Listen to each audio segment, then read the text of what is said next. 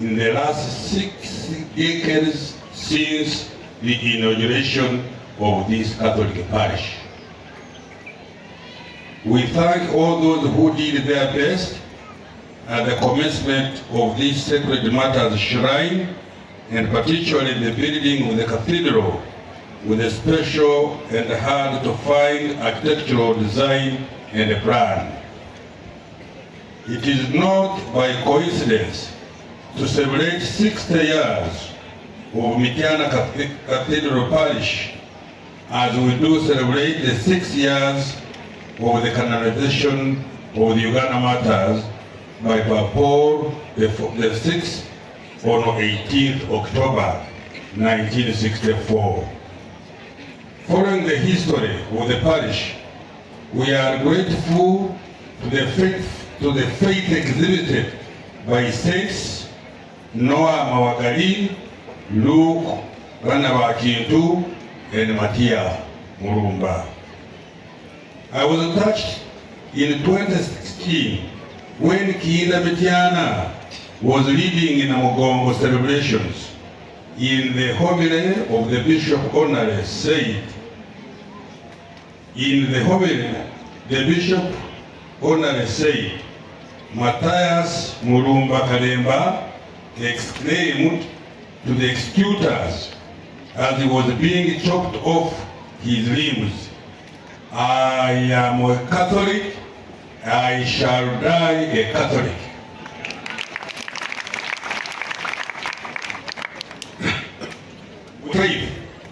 No doubt Kiinda Mityana and the Mityana per se had to blossom in faith since St. Matthias lived therein at the time. Kiinda Mityana Diocese is a special diocese within the Republic of Uganda. We are so happy for the implementation of government programs which has yielded positive results.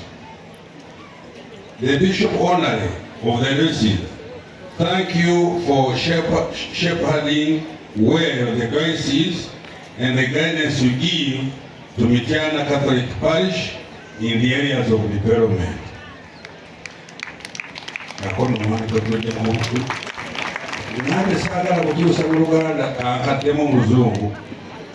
The Bishop Honorary of the diocese, thank you for shepherding well the diocese and the guidance you give to Mityana Catholic Parish in the areas of development. Kiinda Mityana Diocese has always stood the test of time in fully understanding what agriculture is. Kiinda Mityana Diocese has always stood the test of time in fully understanding that agriculture is the backbone of Uganda's economy. In education, we are currently processing the new curriculum. Our wish is to have learners graduate from school with not only the cognitive domain, but also the effective and psychomotor domains.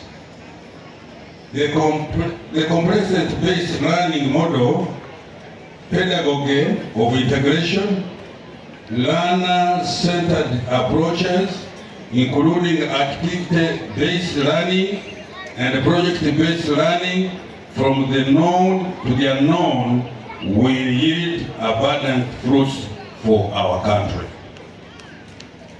We are proud that in Kiinda Mityana, it is not only a talk but a reality in the world of work.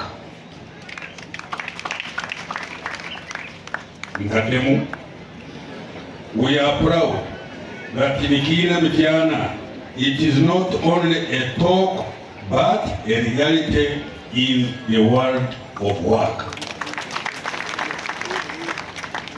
Through your social services and the development arm, thank you for working hard to solve people's socio-economic challenges through the different programs in the areas of education, economic growth, and others. The task continue to emphasize production, storage, processing, and marketing, infrastructure and economic services, financial backups, social services, mindset change, party-based management information system, and finally, governance and administration. I would like to re-echo the words which the President told you in Entebbe in December last year. Thank you for your wealth creation gospel done by promoting mechanized farming not only in Mityana but also in other parts of the country. A lot, and personally, I am also passionate about community mobilization and effective service delivery. There is mechanized farming on ground in the district. No, in the diocese. There is mechanized farming on ground in the diocese, and she said, thank you, whoever knew. I was again impressed to note that the slogan of the diocese was retained in the Diamond Jubilee theme, let us witness to Christ in our homes, schools, and at work. The pioneers who helped in constructing the Mityana parish, which became the cathedral, we thank them. We do thank the courage of Father Henry Matovu,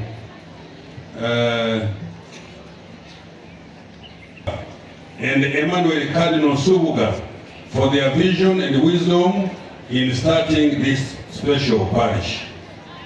Those who are wise will shine like the brightness of the heavens, and those who lead many to righteousness like the stars forever and ever. That is a quote from the paper somewhere. Now she concludes, says, I nice celebration to you all for God and my country. Kati yantumye Sebo Bishop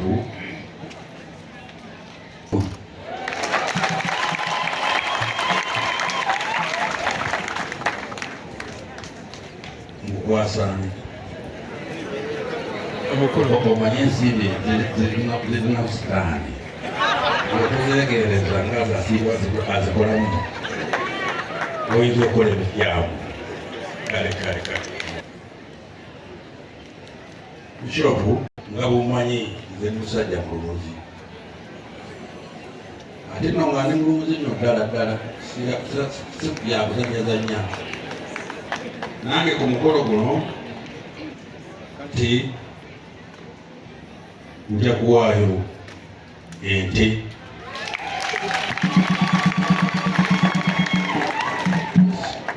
ey'amata. Mu wiiki ejja bwe naaba nga ngenze ku faamu Sebo nja giraba.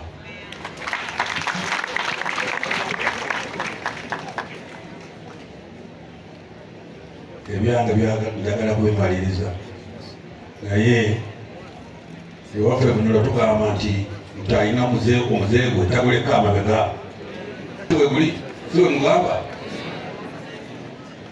mukyala Nabakooba nzo omulimu Pulezidenti guyampa gwakulaakulanya byanfuna mu ggwanga muno.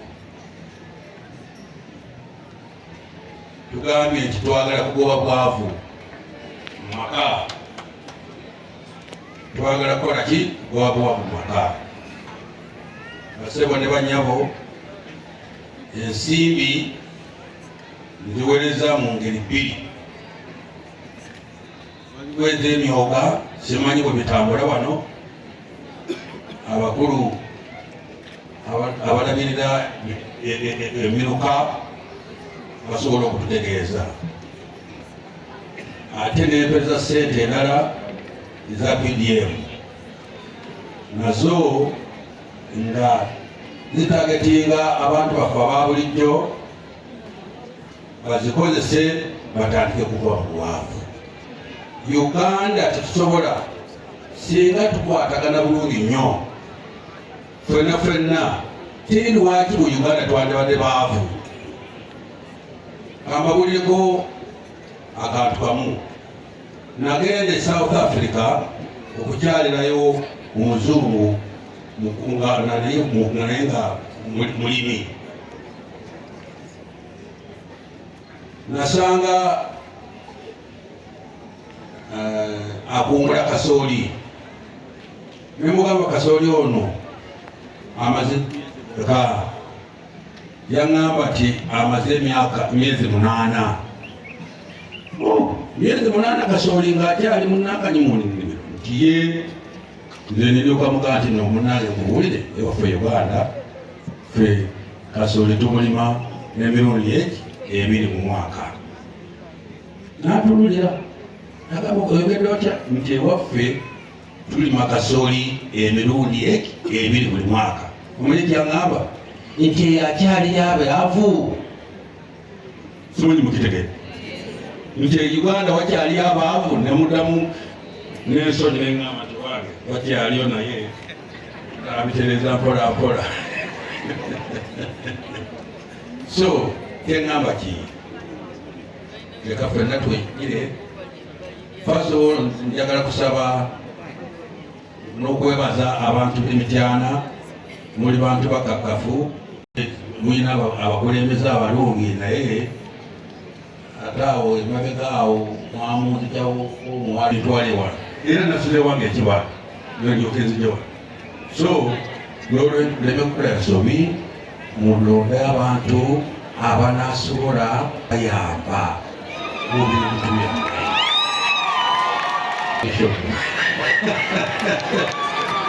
mwewale nnyo abajaguza mujaguze Katonda abambeerere.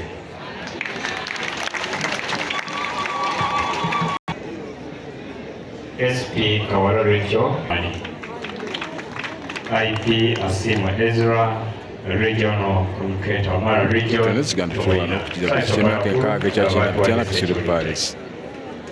Ebibye bingi yabitubuulidde naye ng'omuzadde omutiibwa kuddeyo nnyo namanyiira munansonyiwa kampite bishopuziwa ajabyeko kyatugamba.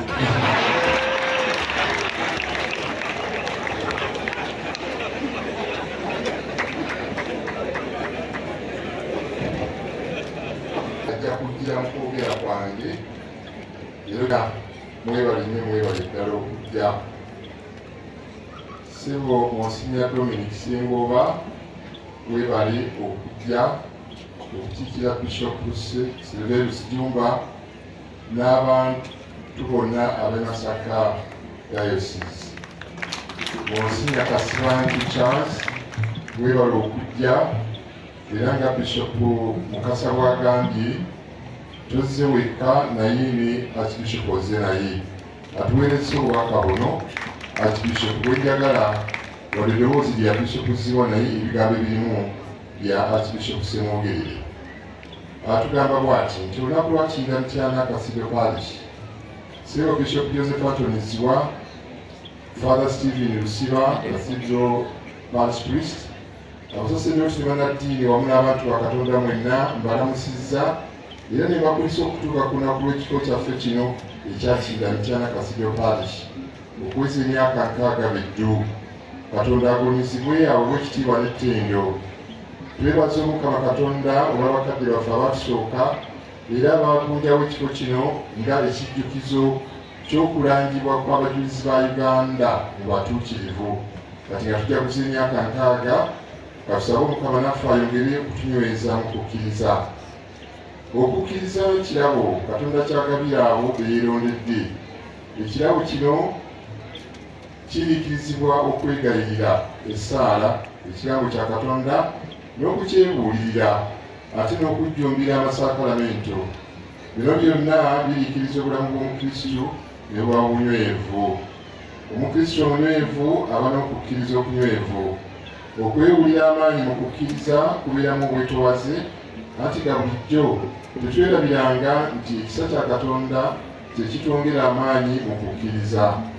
Awo nno bulijjo tulina okwekwata Katonda Kitaffe mu Mukama waffe Yesu Kristo, tusigale mu kkubo ery'okukkiriza.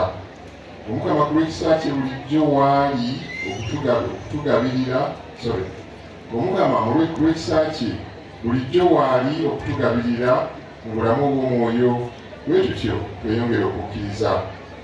Abooluganda, mbakuutira nnyo tweyambe ebyo Katonda by'atuwa okunyweza okukkiriza nga essaala, ekigambo kye, amasakalamento. Olunaku luno olw'ekifo nalwo lutuyamba okukuza okukkiriza. Sisobodde kujaguza wamu nammwe, era nsindise Vicar General Monsignor Charles Kasibante ankiikirire. Balabidde Kristo Mukama waffe, mbaagaliza okujaguza obulungi ng'abajulizi ba Uganda y'empagi Luwaga kwe tusimbye nga tunyweza okukkiriza kwaffe mu Katonda. Nze abaagala era abasabira n'ateekako omukono gwe Paul Ssemwogerere, Ssaabasumba wa Kampala. Obwo bakulu bassebo ne bannyabo n'abaana bato mbaniriza mwebale nnyo, mwebalire ddala entebe ebbiri, eya Prime Minister ate neyo nga Minister of Finance, ate nga mu ssaza lino obeeramu emirundi mingi. Twebaza nnyo obubaka bwonna obutuusiddwako okusookera ddala obwa Prime Minister, ekirabo kyatuwadde miliyoni 10 tuzikwasizza bwana mukulu kuba byalabirira omulimu gwonna ogw'ebintu bino. Nange sizitutte wange sobole okusigala wezibazikolera ddala. Twebaza nnyo ekirabo ekyo. Twebaza ebigambo ssebo by'osomye, kindaze nga kindamutyana mumanyi n'ebigenda mu maaso abimanyi. Ne bwe tuba tutambula alabika atulaba nga tutambula. Tweyanziza nnyo ebigambo ebyo, tubadde ebigambo birungi nnyo by'ebinyoberera ddala, ebigambo eby'amakulu n'okugoberera kindamutyana naffe abamulimu. Ojja kwongera ojja kutusooka okumulaba otuuseeyo okusiima kwaffe, naye naffe tujja kumutuukako. Ssebo naawe nkwebaza okujja era nenkwebaza ekirabo eky'ente ky'otuwadde. Webale nnyo ssebo, webale nnyo ddala. W'akakiiko akateesiteesi nga Ssaabakristu wa parish, nga bwana mukulu babakoonyeeko, mwenna mbeebaza. Bano era kambakooneko Honorable Judith n'abako. Maaso gange okugawanvuyaako okusinga Mityana parish, beebaze n'abakulu bano abalala. Njagala okwebaza Honorable Lumu wa Mityana naye constituency y'oludda lw'eri ne parish zaffe ez'oludda olwo naye aziyamba. Honorable Francis Zaake, webale nnyo obuyambi era bw'otuwa mu kifo kino n'ebirala ebigwa mu constituency yo.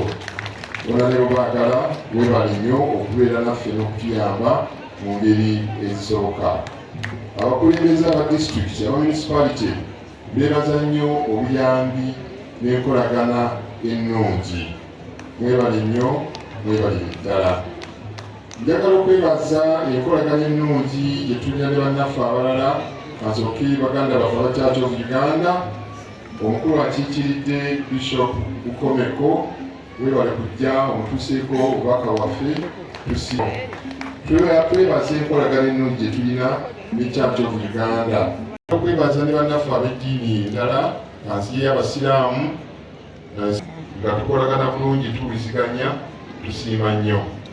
Mityana LC5, ssebo ssentebe ne Meeya wa municipality Mityana, twebaza enkolagana ennungi gye tulina kimu.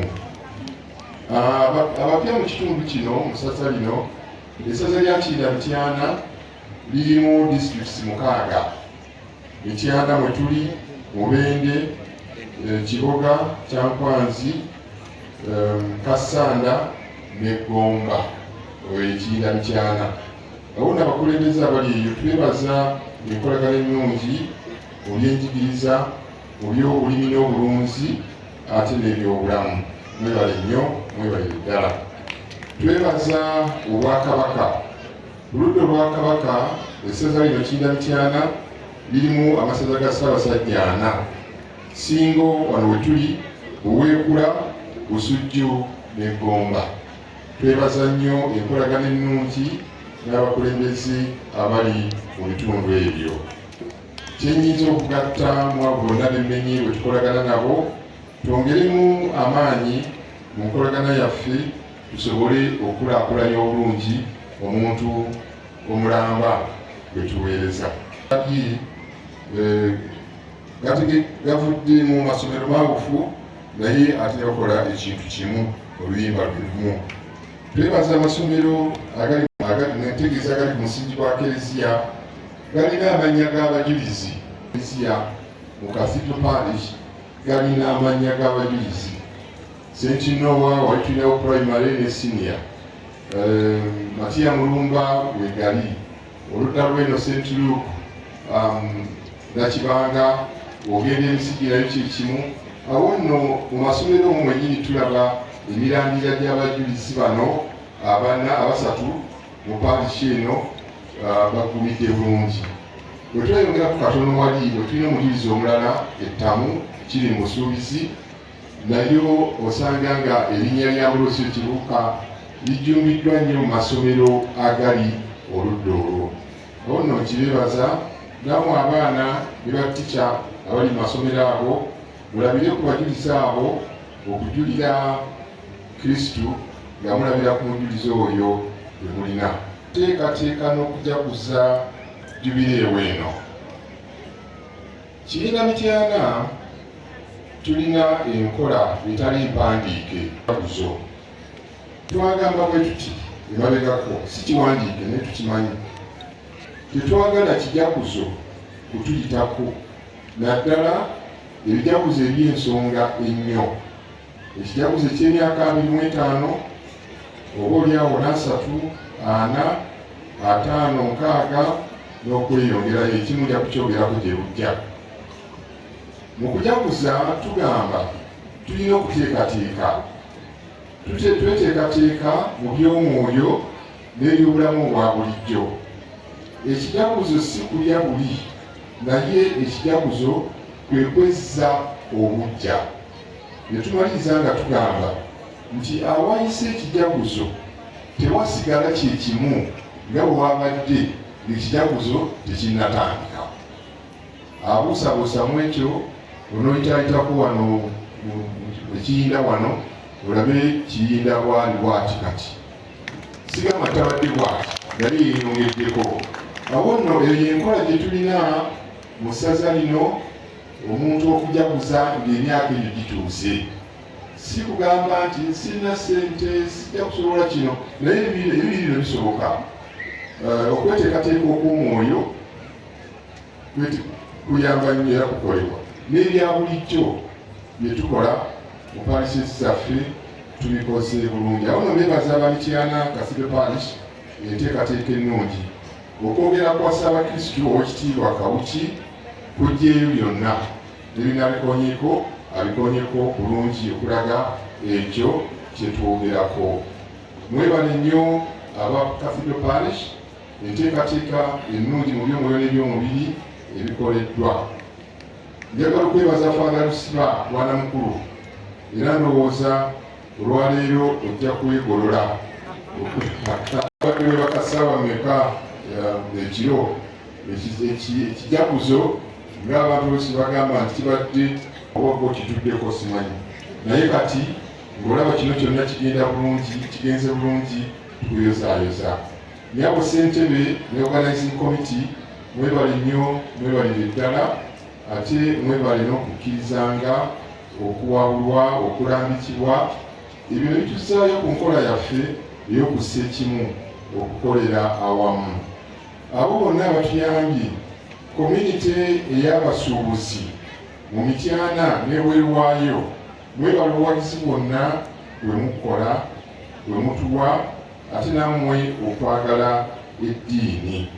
Tubaagaliza empisa gya Katonda mu mirimu gyonna gye mukola, n'abala bonna nkonye ku basuubuzi n'abala mwenna bateekamu.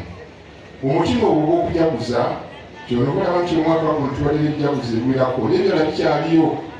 Twatandika n'emisigi parish eyava ku parish eno mu February twajaguza emyaka 25. Awo ekijaguzo ne kidda wali. Ate wiiki bbiri eziise twajaguza emyaka 4 egya seminariyo e Mubende. Kijaguzo kyabadde kirungi nnyo. Ate kati tuli wano tujaguza emyaka 6 egya Mityana Cathedral Parish. Balengezaako mu maaso ebyenjogera ntera nnyo okwagala n'okulengera mu maaso. Ekijaguzo eky'amaanyi kiraba kikyasinze obulede bw'emyaka mu ssaza lino ye Busuubizi.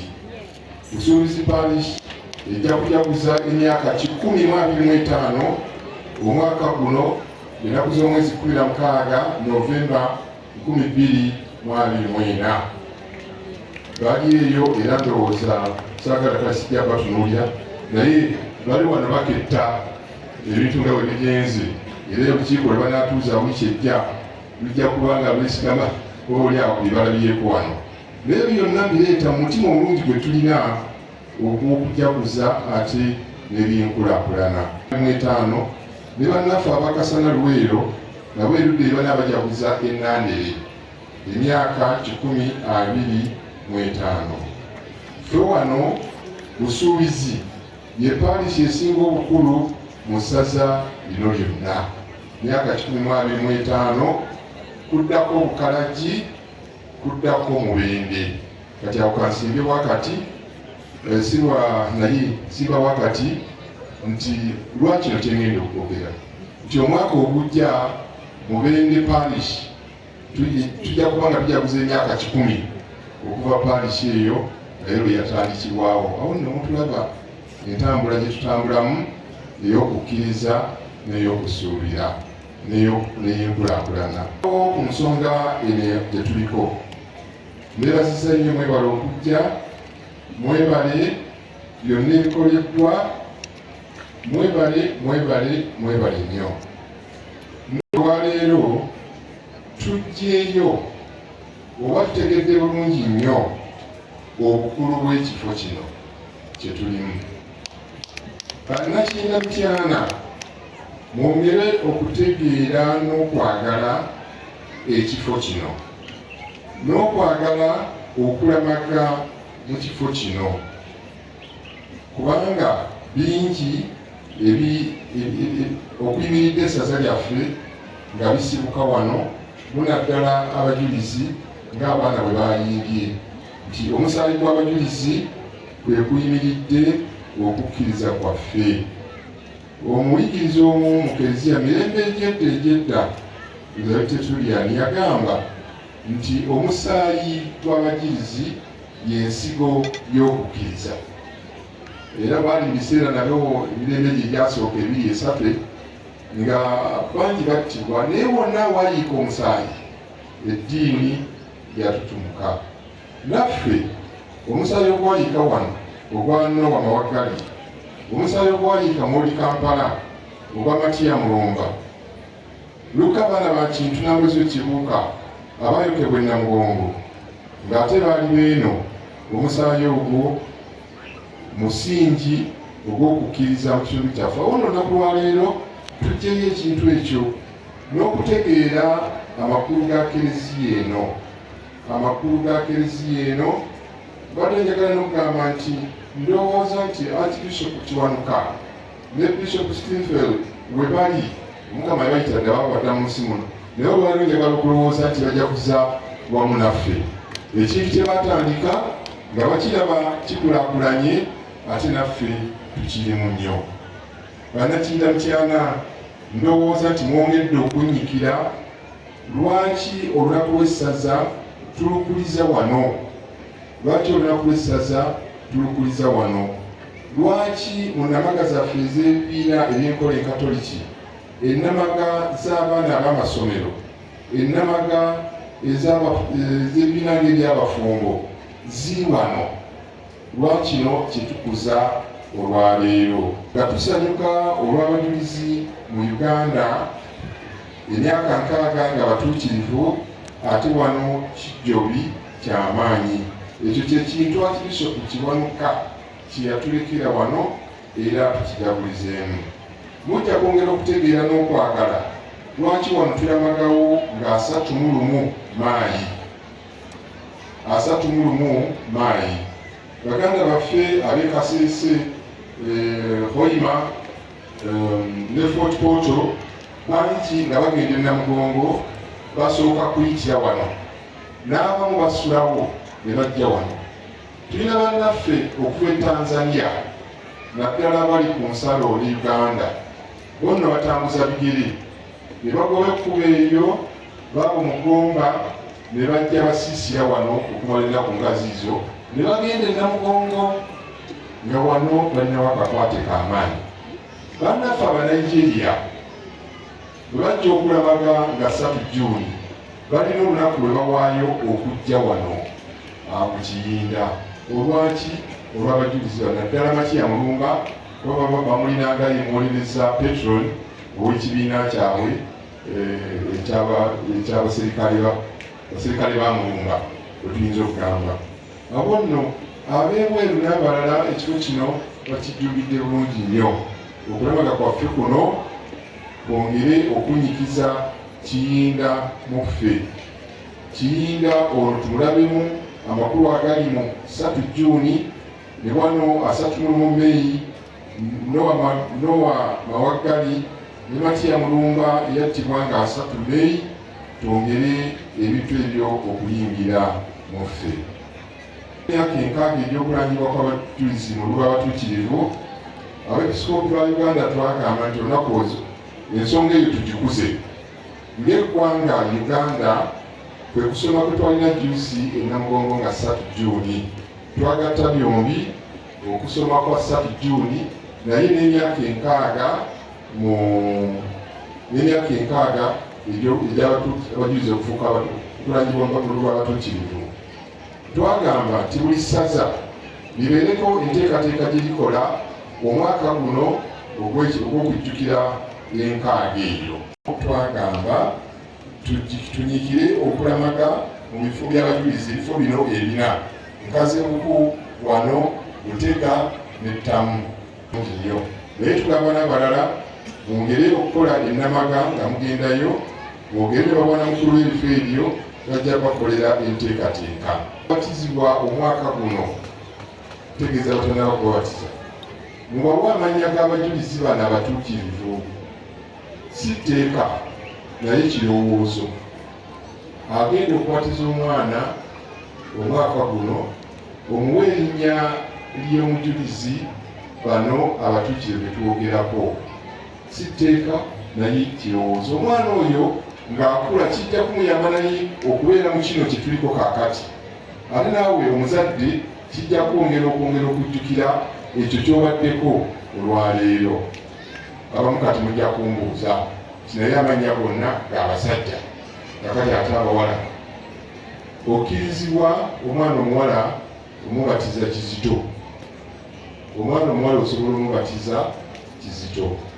Omwana omuwala osobola omubatiza Mugagga. Omwana omuwala osobola omubatiza Mugagga ng'ojja ku mutuukirivu oyo Mugagga. Kangira mbalekera agabiri amangi nnyo gayinza obutanyikira mangu, naye agabiri genda nago osobola okuwa ekirowoozo ekyo nno. Kino kyaba abansi bamulundi ogusoose oyinza okwebuuza nti obuti bwe bakomerera ku kisenge lwaki baali babuliddwa kyebateekawo amannya 22 ag'abajulizi abo abatuukirivu abalangibwa mu 1964. Kati nga kijjayo kye tugambye nti Kereziya eno yazimbibwa okujjukira okulanga kw'abajulizi abo mu lw'abatuukirivu. Architect kyeyava ateekawo n'agamba tuteekewo amannya g'abatuukirivu abo bonna 22. so wano Kereziya erinako asatu ababeeranga wano naye yateekawo amannya ago 22 okujjukira abatuukirivu abo ya parish kati ya ssaza kirungi kituufu kyenakola nange nempandikira architect oyo Professor Dahinden musajja mu Swiss ayogera German yakola pulaani eno nga bulijjo batugamba nti katonda kimusa kintu ekirina original maker kaŋŋambe omwebuuzaako toyinza kumala gakyusakyusa motoka ya Toyota nga tobuuziza ku Mr. Toyota eyakola mu motoka eyo osaanye omwebuuzeeko kyenakola ne muwandikira nanziramu bulungi nampeereza n'ebifaananyi ebyakubwa mu biseera ebyo mu myaka gy'enkaaga ennaku ze ebifaananyi si bizibu nnyo n'omwana alina smartphone akuba ebifaananyi n'abiweereza mu biseera biri byali tebiriiyo naye mu biseera balina oba ozita slides ze baakubanga n'azimpeereza ez'ekifo kino kyonna nagamba nti Kereziya ngimanyi bulungi era ngijjukira eri bweki na bweki n'ebwerwayo nawo nzijukirawo bulungi nampeereza slides ez'ekifo kino kyonna yanziramu ng'amaliza nagamba bwati Kereziya nga bweri togikwatako ekyo kijjukira bulungi bwe yakiddamu Kereziya nga bweri togikwatako mugambye nti ssebo kuba kati eno Kereziya gyewakolera gyewazimba pulaani gyewawa yali ya parish naye kati tuli ssaza eno kati cathedral nanziramu nagamba nampeereza kungizo gamba nti nze siri wa theology wa bya ddiini naye bwe kiba kisomere wabweru n'alonda ekifo kino kyennyini we tuli kyalutaali esobola okubeera wano abantu ne baba nga ne bwe muliseetaka kunnyonnyola mu kirabo oba wala yali agambye wali ekkuba egenda ewa bishop n'agamba nti ogambye bwe mufuna emikolo eminene oba ordination lw'essaza abantu abangi tebajja mu kituufu kakati mubeere nga wabweru mukozesaawo alutaali kubeera wano oba wali ng'alaze bulungi ebifo ebyo nga bwe biri nga tetukikwatako n'akamu olumu Kereziya yazimbibwa na Roko construction ebagizimba akasinga esamoya nga musakrisitiya etukalibwa tukole tutya naye tibanga tuyitemu omwami omu bandi kati yafa owa Roko eyaliwo baali babiri naye omuntu kati yafa najja netumugamba tekirwadde kyebagambye okwebuuza ate olusi ebintu emutabikanga abagenda empola naye kirungi ogenda empola notakola accident netumuyita netumugamba wano wetwagala okussa ekintu ekyo kyetukugambye nakakoona wano n'agenda bwati alina akantu keyajjayo mu ssimu ye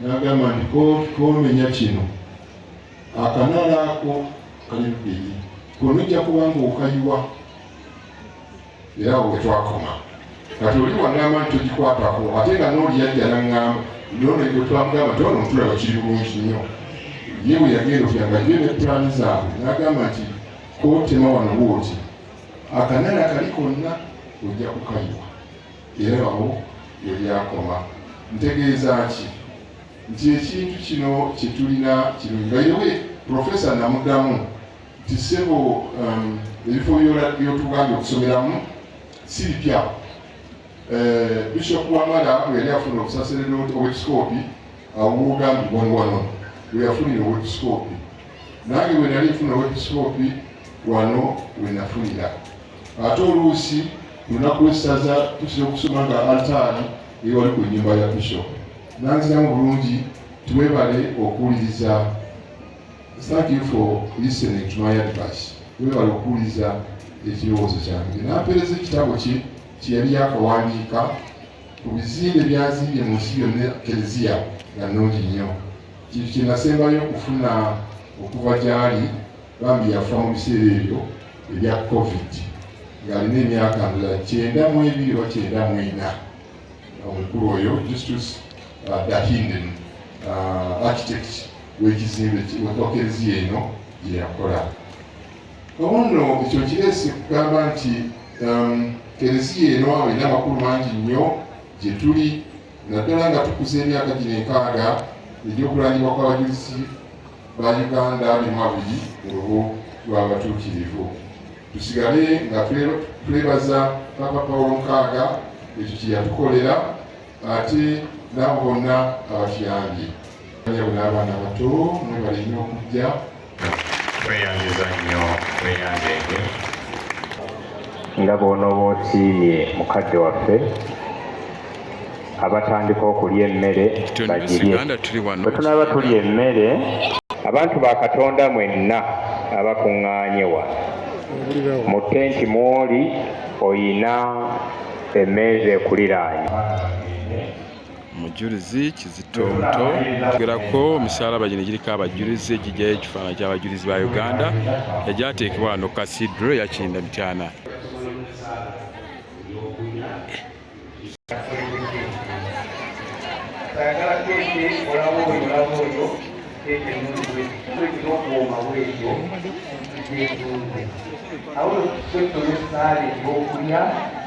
mweka ne mukadde ne bakadde nsaba tukole ku sipiidi executive mwetegeke executive n'olwekyo tusambesambyeko tenasobola okuba n'omusumba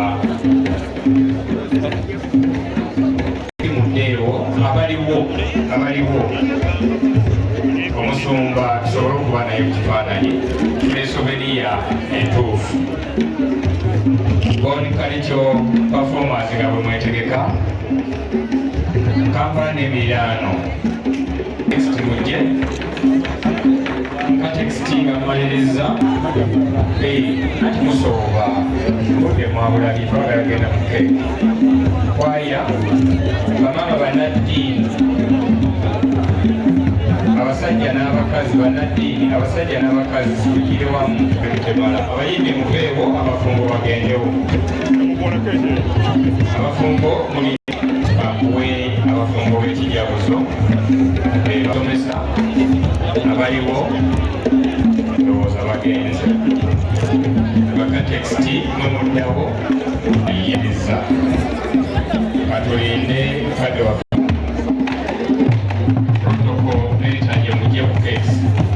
yakiikiridde ba mama ba camerite performance mulya mutu w'omuligido omukulu nga bwe bamweta twongera okwebaza organizing committee mama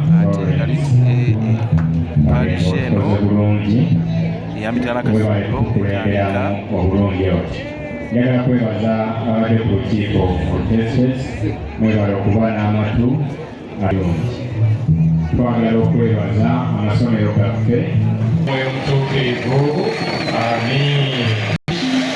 Upon reaching this day, celebrations of 60 years of existence Uganda Singa Bajira tubadde wano Kirinda Mityana Cathedral Parish emyaka 65 tandikibwawo essaza lya Kirinda Mityana. Nsaba bamuweeke mukadde waffe saba Kristo nsaba weeyoke kweziwaza mutwabazina